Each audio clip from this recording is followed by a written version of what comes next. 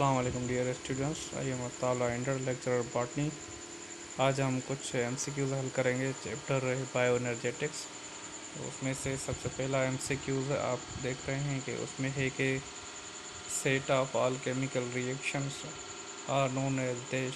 तो इसका सही आंसर जो है मेटाबॉलिक रिएक्शन और मेटाबॉलिज्म।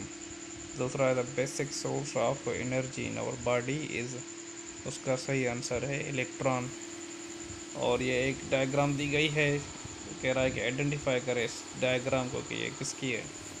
तो ये डायग्राम जो है ये एटीपी की डायग्राम है। नेक्स्ट क्वेश्चन है कि एक्सटर्नल फैक्टर ऑफ फोटोसिंथेसिस कौन सा है। तो फोटोसिंथेसिस का एक्सटर्नल फैक्टर जो है वो कार्बन डाइऑक्साइड है। नेक्स्ट एमसीक्यूज में ऊपर आप देख रहे हैं कि क्लोरोप्लास्ट का डायग्राम है और उसमें पूछ रहा है कि इसमें C3 साइकिल यानी कैल्विन साइकिल कहाँ पर होती है। तो वो होती है स्ट्रोमा वाले रीजन में।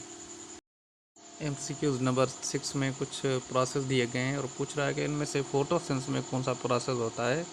तो फोटोसिंथेसिस में जो प्रोसेस होता है वो होता है फोटोफॉस्फोराइलेशन, जिसका मतलब है कि एटीपी की फार्मेशन होना। बाकी जो है ये सारे रेस्पिरेशन के प्रोसेस हैं।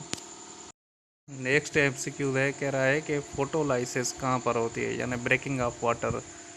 वो होती है लाइट रिएक्शन के PS2 में यानी पिगमेंट सिस्टम 2 में।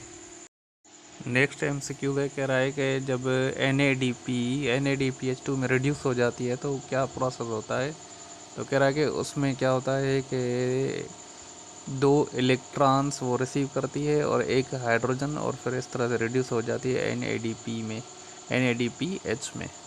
नेक्स्ट एमसीक्यू कह रहा है कि ATP और NADPH, यहाँ पर H नहीं दी गई, ये कहाँ पर यूज़ होते हैं। तो ये होते हैं डार्क रिएक्शन में या कैल्विन साइकिल RC3 साइकिल में इस्तेमाल होते हैं।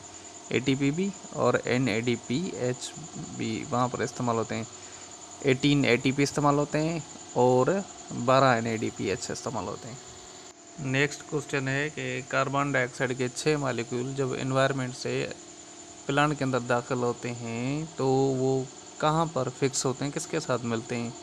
तो वो जब अंदर आते हैं तो एक कंपाउंड है 5 कार्बन वाला कंपाउंड जिसको हम राइबुलोज भी कहते हैं, राइबुलोज 1,5 बाईफॉस्फेट, उसके साथ मिलते हैं और मिल करके बनाते हैं कार्बोहाइड्रेट्स यानी ग्लूकोज बनाते हैं।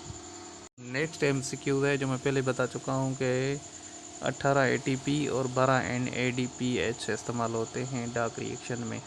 नेक्स्ट एमसीक्यू है, कह रहा है कि ऑक्सीजन की सोर्स क्या होती है फोटोसिंथेसिस में। It is very easy, water H2O।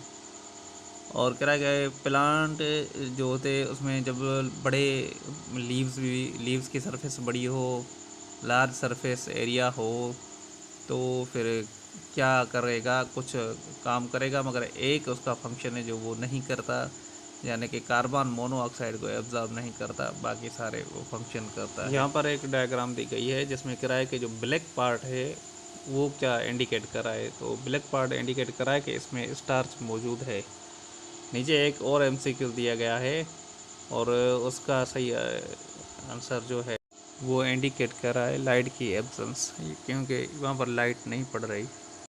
अगर कार्बन डाइऑक्साइड की कंसंट्रेशन बढ़ा दी जाए तो फोटोसिंथेसिस का रेट भी बढ़ जाता है। इसका सही आंसर है कि फोटोसिंथेसिस बढ़ जाएगा। ग्लाइकोलाइसिस जो है वो स्टार्ट होता है साइटोप्लाज्म से, चाहे वो एरोबिक रेस्पिरेशन हो चाहे एनएरोबिक रेस्पिरेशन। ग्लाइकोलाइसिस में क्या होता है कि 2 ATP बनते हैं और 2